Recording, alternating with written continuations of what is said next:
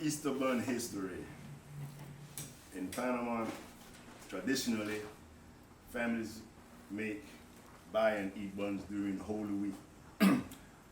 Where this tradition come from and how did it get started? The most logical answer is that workers and their mates from the Caribbean, especially those that came from Jamaica, brought this gastronomical tradition with them during the era of the construction of the Panama Canal. However, if we dig a little deeper, we find that bun making and its ties to religion go much further than that. While it is not known when the first hot cross bun was made, writers have traced this tradition to the ancient Greeks and Babylonians who offered these baked goods to their deities as sacrifice to honor them. Ultimately, this tradition came to England when Christians adopted the Jewish tradition of making challah bread, and monks baked them and distributed them to the poor. Eggs were scored into the top of the buns to represent the crucifixion of Jesus Christ, hence the name hot cross bun. In England, many believed that the buns had healing and magical powers, and Queen Elizabeth I restricted their sale to certain Christian holidays such as Christmas and Easter. With England's conquest of Jamaica, they brought with them the custom of making hot cross buns, and the Jamaicans modified it by using molasses and other native ingredients such as malt and anise. While in Panama today, Easter buns are made and sold year-round. It is still associated with Holy Week, wherein folks, as part of their Lenten vows, abstain from meats and rich foods, eating simpler meals made mainly of seafood, grains, and vegetables. In Panama, the pairing of bun and cheese, as in Jamaica, is a staple of most families' table on Good Friday. When the Lenten fast is broken and families return to eating sweet foods and those made with dairy products, in Cologne, where we from, some families were known for their skills in making and selling buns during this period. A few people, Miss Cameron and Mother Burgess, were reliable sources of this tasty treat during the Easter holidays. They did a brisk business from their homes and from display cases on the streets of Cologne and Rainbow City. Following is a summary and demonstration of the ingredients and process that the Best family has used over the years in making Easter buns. Enjoy. Good morning and have a blessed Good Friday. What we are going to do, we're going to be using the Best family recipe to make some Easter buns. To me, any quality baked product begins with quality products. So I'm going to just discuss the ingredients that we are going to be putting in the bun today. We are making a yeast bun, so the first thing we are going to be using is leavener, yeast leavener. With the yeast, we need to get it to the right temperature so it will raise and serve as a leavener for the bun. We are going to be using molasses, which comes straight from the Joe Franklin bakery from years ago. Anise, and we'll be using anise seed as well as anise extract. To start our proof, we're going to start with milk and water. We use evaporated milk and 2 cans of water, 2 cans of milk, 2 cans of water. I seldom use margarine in baking. I prefer butter, but I find that the margarine and the butter combination give the bun a better texture. So we'll be using as our fat source both butter and margarine. Eggs, we'll be using 8 eggs in this recipe this morning. So we'll be using eggs. The main recipe is flour. We have all-purpose flour. The fruits that we use are dried fruits. We have mixed fruits, and we also have raisins. These are going to be our fruits. And what else we have? Of course, we have brown sugar. We'll be using brown sugar. And that's about it. I don't think I left out any ingredients. So Um, Vanilla. vanilla? No, we don't use vanilla, but we do use nutmeg and we use cinnamon. So these are our spices that we're going to be using today. So what I'm going to do, the next step, I'm going to start the proof of the bun. In order to start the proof, well, let me just say this. The way I do buns is like in 3 or 4 different stages.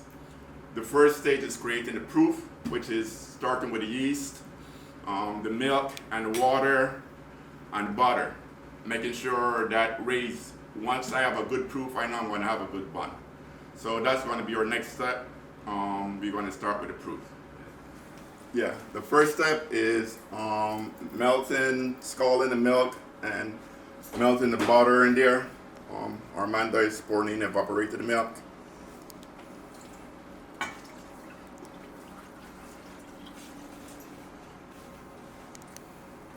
So we do 2 cans of milk, evaporated milk, and we do 2 cans of water.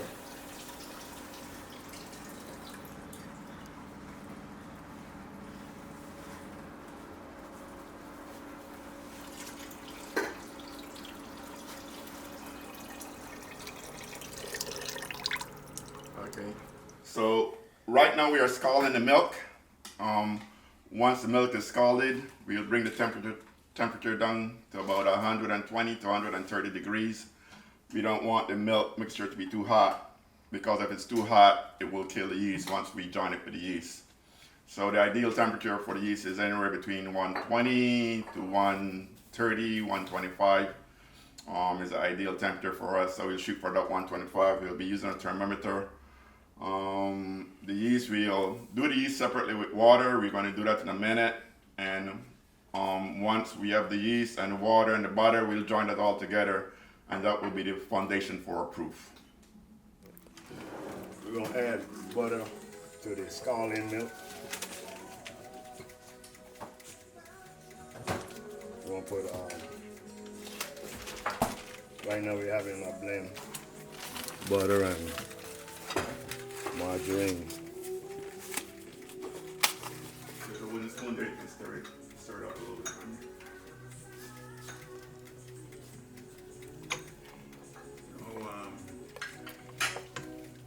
Let's say you're stirring it. Yeah, stirring it in. We let it melt. It's gonna melt. Ready to do the proof. So we have the melted butter, the water, and the butter, and the milk.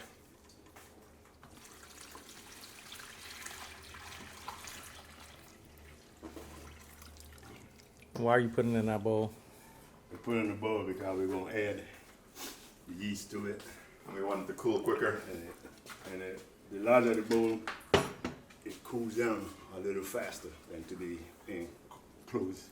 So this way it cools down faster. So we're gonna hold it right here for now. Getting the eggs ready. We're gonna do 8 eggs.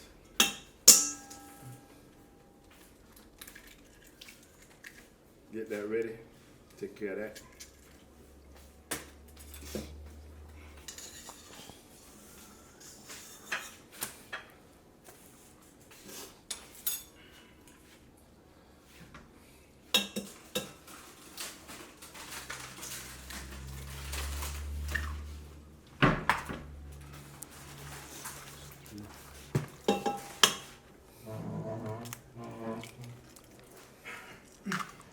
In my better days, I could do this with one hand, you know?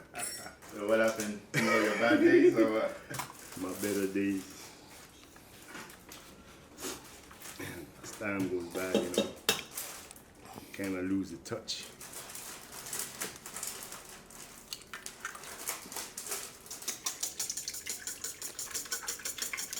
Explain what you're doing now. You whisk it in. You don't want to over whisk it. How do they know that it's not over whisked? Experience. That's not. When everything is blended together, you don't want to over whisk it. When it's like that, it should be good right there. even. Gotcha. Doing the thermometer. Want to make sure this is in the right temperature. We're looking for anything 130. We got 130, so it's ready. It's ready? Yeah, 130. 133. Sure. You think as long as possible, as long as keep moving. And just dip it in and take it out because you get a misreading.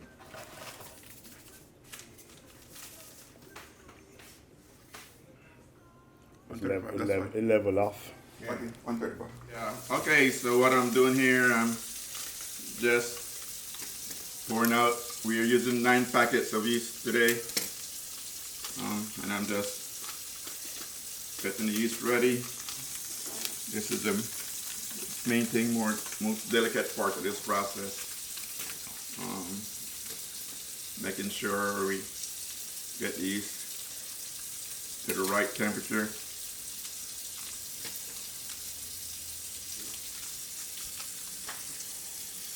$1.7? Is that what that is? Yeah. Okay, throw it in here. Put the sugar in it. Not yet. I would in a minute.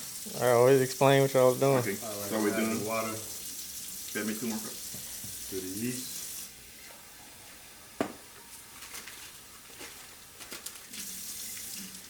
Okay, that works.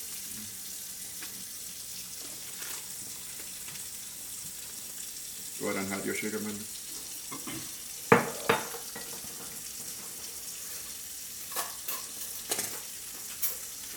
Just pour it. That's done. You need to make it. Just pour it. Just yeah. Go ahead. Okay, that's good. How much is that? We just go back for you. We don't measure it exactly. We just want a little bit of sugar to help the yeast in rising. Cut off the water. Yes, there you go. You notice the yeast have swollen from where we left it. That means it's ready to add to this solution. Is that the milk and butter? The milk, the melted butter, the water. Okay, so you want to go ahead and add it? Go ahead. You want to stir it in as you add it.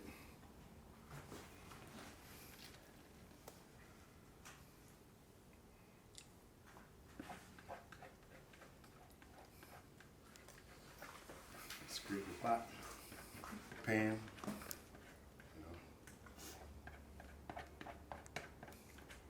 Make sure you don't waste nothing, right? Haste make waste. Get it all, most of it. There you go. I'll stir that in. You add the eggs. You know what I mean? You can just keep that in there.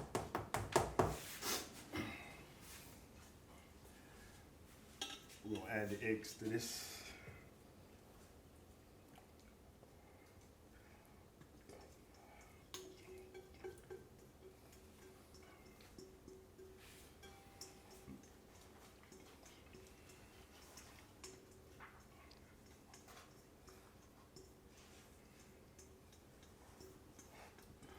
So this is another stage.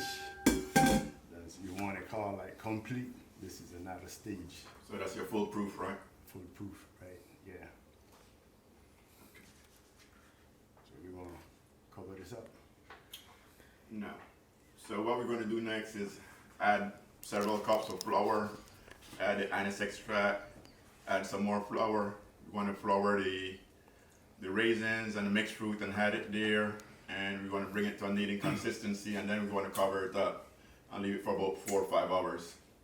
So what we need to do right now is clear the 2 working surfaces, because you'll be working on one surface, Amanda, and I'll be working on the next. All right.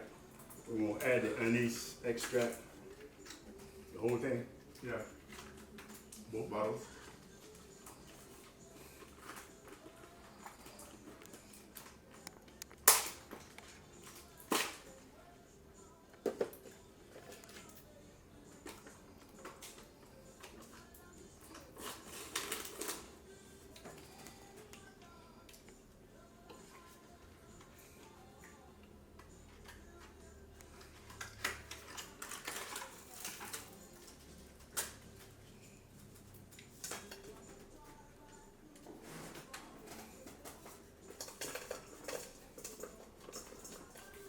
2 bottles of anise. Add to the mixture. How many ounces is this per bottle, Leah? Half an ounce or what?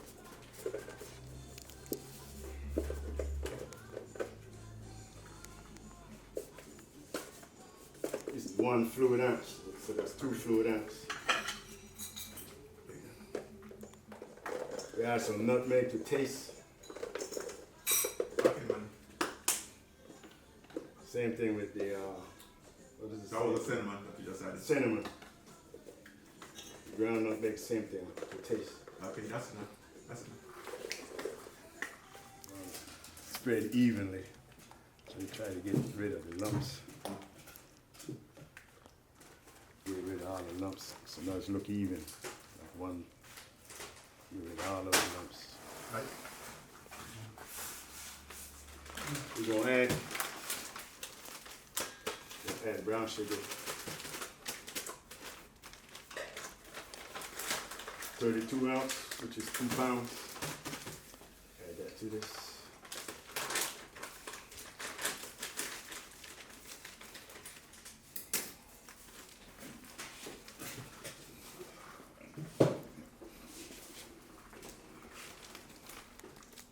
You want to try to mix it in as you're pouring it.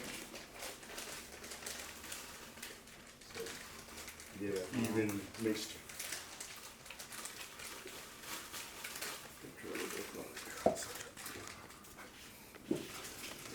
This is dark brown sugar, dark brown.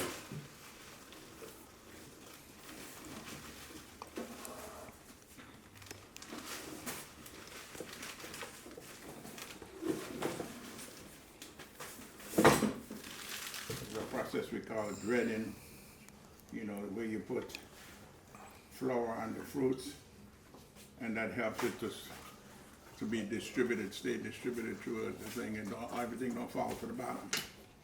You get good disbursement.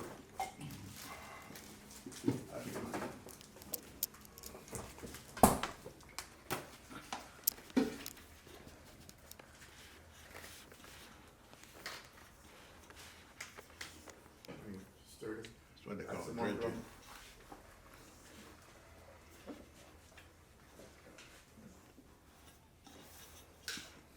We're getting ready to add the molasses.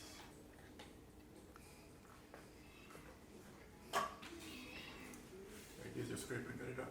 Wait, Mondo. Let me get it. Can have the next one.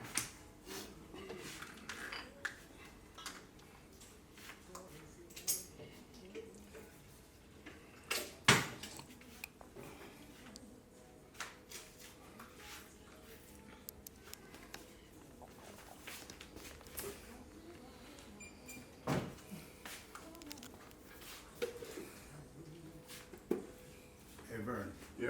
whenever you get a chance, can you give me a, Wet paper towel? no, rather a rag. Okay. I like to keep my hands clean when I'm working. Okay. Give me that one. Stir it up. Oh, unless it smells good. Right now, we just adding flour. We want to add the aniseed next to bring it to a kneading consistency. And fruit. I'm getting ready to divide this batch into 2. It's kind of pure right now. So right now we are just adding all the ingredients to the bun. Show the people that what's in there. This is aniseed. Joe dreaded it with some flour. We like for the aniseed to be distributed evenly throughout the bun. So here we go. I'm going to throw it in, mix it in.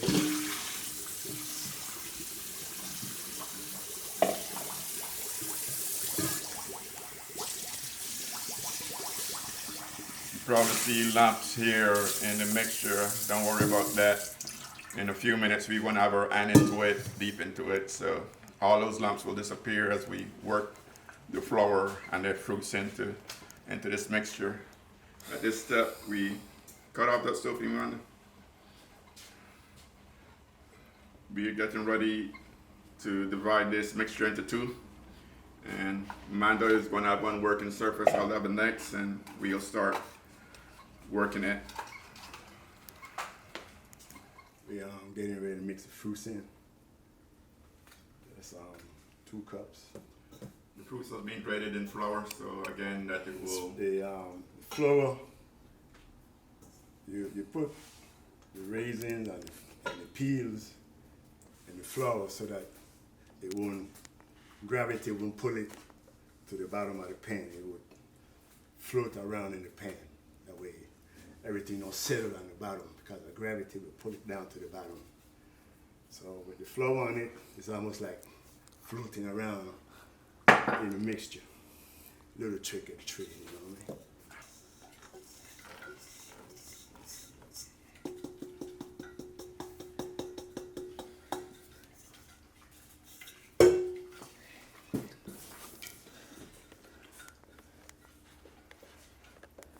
Basically what we just did, we divided the proof into 2. Amanda has 1 batch, I have the next batch. We bring both of these proofs to kneading consistency, so we put in enough fruits, enough flour in there. And once we get it to kneading consistency, we put it on the counter and we start kneading it on the counter.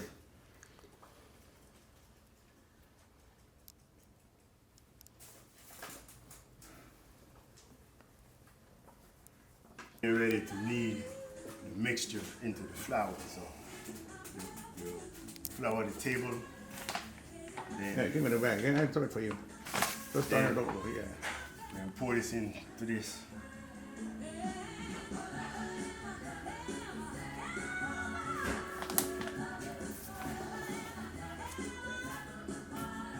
Oh, hold on, let me just pour some flour in there and you get it out.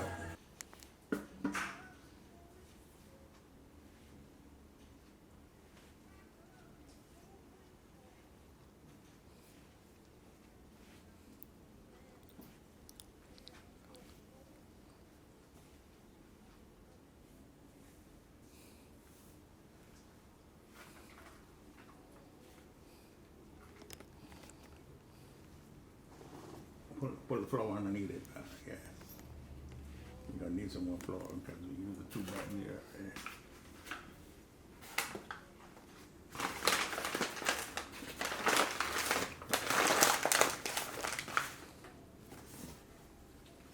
Yeah.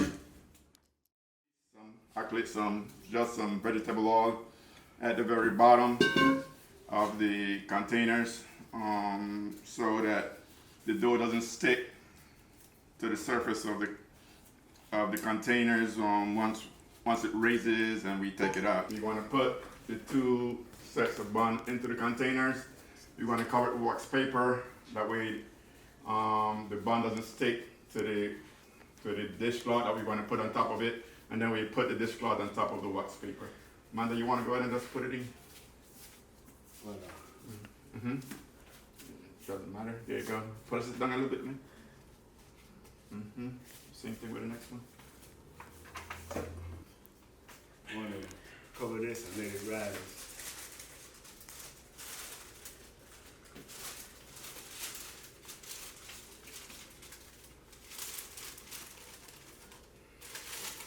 Okay. Put this on top of that. For how long is it? That's going to be there at least 4, maybe 5 hours, depending on how quickly it rises. Supposed to double in size. Exactly.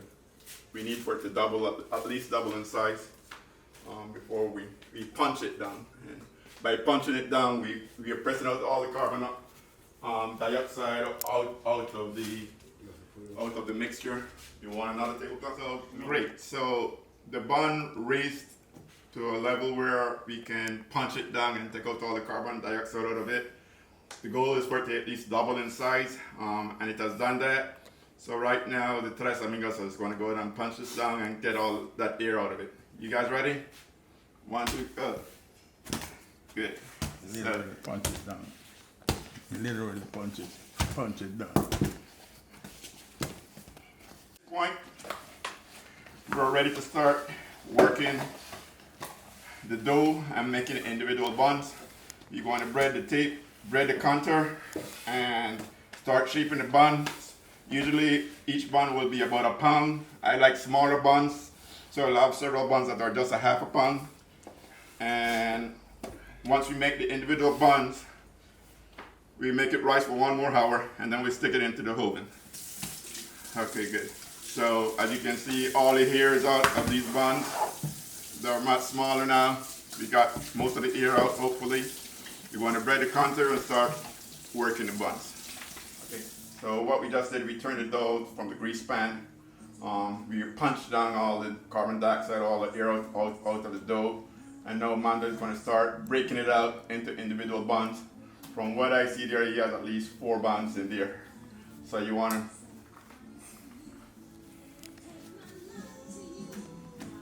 a little bigger probably.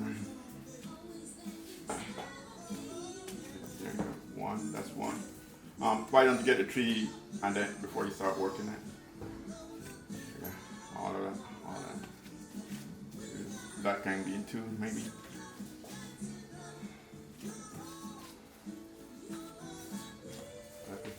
Put a little bit more over here. Okay, all right.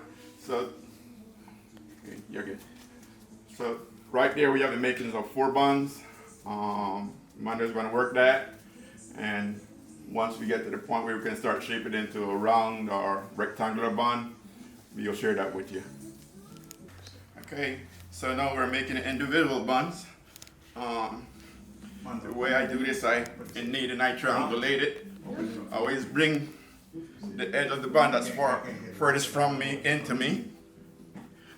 That's my kneading technique. And to seal it to the bottom, I try and make a triangle, sort of, so I can have a good seal to the bottom. Once I do that, I flip it over, and I shape it the way I want it to be shaped with my hands. Then here we go, put it in. And what we're going to do, we're going to cover these and leave them for 1 hour. Let them raise.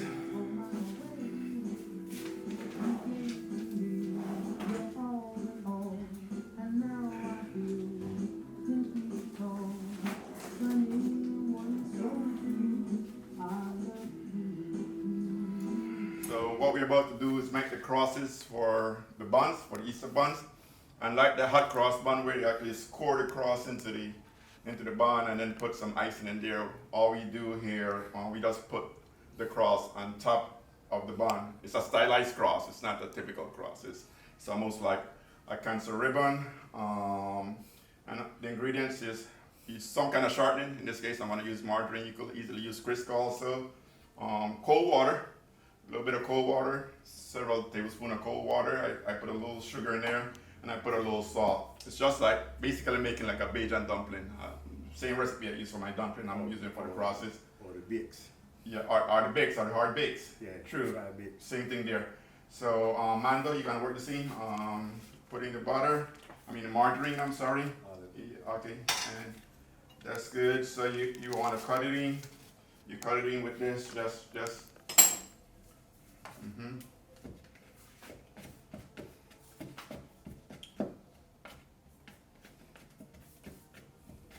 Good. Maybe a little bit of salt. Okay, good. I'm gonna give you a little bit of sugar. Okay.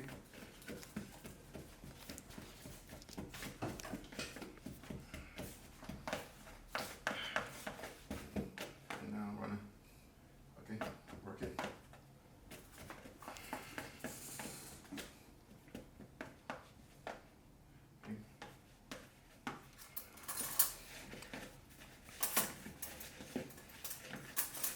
Let me get the size of the fork one.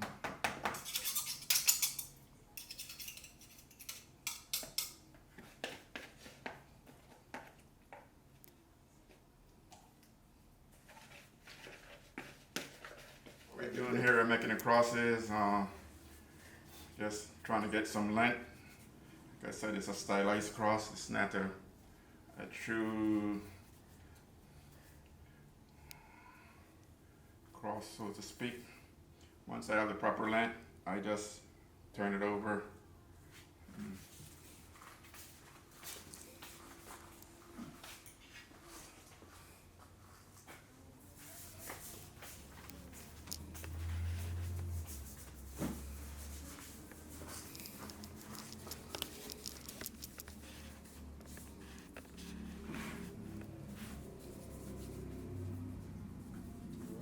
What we're getting ready to do is make the shine for the bun.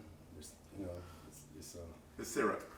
it's a combination of water,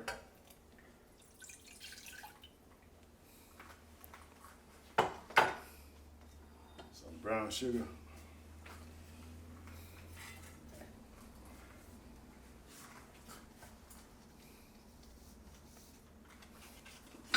mix that in real good. Where's the butter? Stove. Then we got the butter that we're gonna add to it. And this is our solution to get the bun some shine. That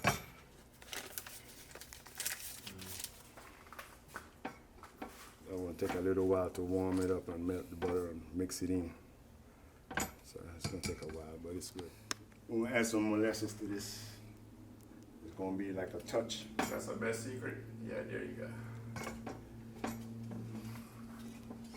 Stir that in. And the longer you have it on the heat, the thicker the syrup get. So what I'm doing right now is putting the buns into the oven. They've risen high enough to stick it in there, last space, put some into it. They will be in there for at least 45, maybe 60 minutes. We'll be testing it as we go along.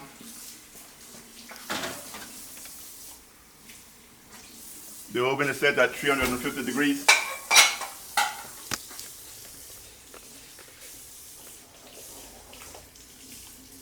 We're getting ready to take this first batch out.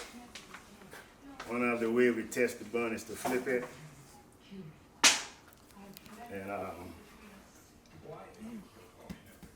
get a hollow sound. That way you know that it's done. So I'm gonna put it on the rack to cool. Take it over there.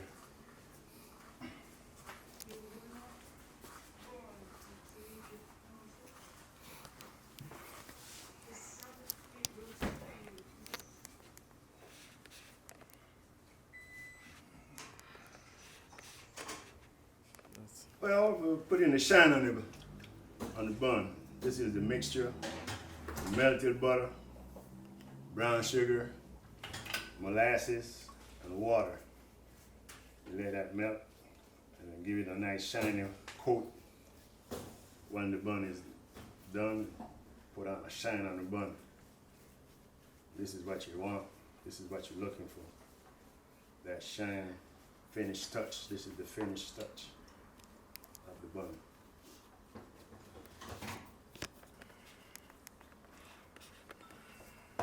Again, baking, the art of baking is the shelf life of the product. How long it's going to last before it starts to get stale. So once you incorporate all the ingredients in the right blend with the flour and the right temperature, you should get a good shelf life. When you go to the commissary and you buy your bread, you want to get at least 3 days of freshness out of your bread. You buy your birthday cake, you want to get at least 5 days out of your birthday cake. But it's the same thing with the bun. You want it to last. So you have to have the right temperature, the right mixture to blend all of those ingredients in to give you the finished touch. Okay, so this is the final product. I hope it tastes as good as it looks. This is it's a dance, then. It's a dance, you know. We started this in what I call 4 phases. We had to strike the proper timing, the proper balance to get it to where we are to this finished product. So we started out first with the with creating a proof. Second, we integrated all the ingredients together. Third, we made that proof rise and we punched it down. And finally, what we did, we shaped the individual buns, we put them in the oven, and once they came out of the oven, we put on a layer of syrup, shellac, paint, whatever you want to call it, to give it glaze. There you go, that's the word I'm looking for. We put on a glaze so that it can look a little bit more enticing, a little more attractive. Sorry not here to try it and taste it, but we'll enjoy it for you. You can experience this vicariously through us. Thank you. This is, again, the way we make buns in Panama. At least the way the Best family make their buns in Panama. Thank you. Okay, so here we go. The final product.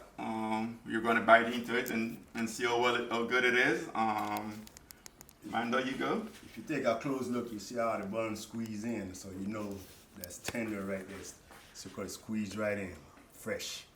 That's what you want. That's what you want. Squeeze right in. This is good, y'all. Gonna say that myself. Yeah. Nice taste of the anise come through. Good distribution of the fruits. Good texture, soft, tender. Not too soft though. Want to get as close to the bun as possible that we brought with. Just right. I think we did that today. Right, just right. Okay. Bon appetit. Bon appetit. Enjoy.